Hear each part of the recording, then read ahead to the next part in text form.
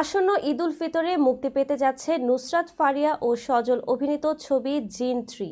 ইতোমধ্যে ছবির টিজার ও ট্রেলার প্রকাশ করা হয়েছে।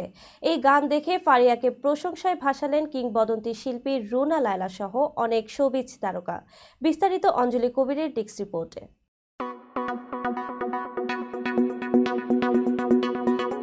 অন্যান্য ছবিগুলোর মতো রক্তারক্তি, হানাহানি বা হিংস্রতার পরিবর্তে জিন 3 সিনেমার কন্যা গানটি দর্শকদের মধ্যে উৎসবের আমেজ ছড়াচ্ছে। গত সোমবার প্রকাশিত হয় ছবিটির প্রথম গান কন্যা। গানটিতে কণ্ঠ দিয়েছেন জনপ্রিয় গায়ক ইমরান ও কণা। গানটির কথা লিখেছেন রবিউল ইসলাম এবং সুর ও সঙ্গীত পরিচালনা করেছেন ইমরান। রঙের আধিক্য ও উৎসব মুখর দৃশ্যায়নের কারণে গানটি প্রকাশের পরপরই দর্শকদের মধ্যে প্রশংসার ঝড় ওঠে। মিষ্টি কথার এই গানটিতে দেখা গেছে নুসরাত ফারিয়া ও সজলের রোমান্টিক রসায়ন। গানটি প্রকাশের একদিন পরই বাংলাদেশের কিংবদন্তি সঙ্গীত শিল্পী রুনা লায়লা সেটি শেয়ার করেন নিজের ফেসবুকে। তিনি লেখেন, খুবই সুন্দর, অভিনন্দন ইমরান, কণা এবং ফারিয়া ও সজল, ভালো লেগেছে। রুনা লায়লার এমন মন্তব্যে আবেগ ধরে রাখতে পারেননি নুসরাত ফারিয়া। এক ভিডিও বার্তায় ফারিয়া বলেন, আমি কাঁদছি। রুনা লায়লা আমাদের গান শেয়ার করেছেন, এটি আমি বিশ্বাসই করতে পারছি না। পাশেই থাকা সজলকে দেখিয়ে ফারিয়া বলেন, তুমি কি এটা বিশ্বাস করছো?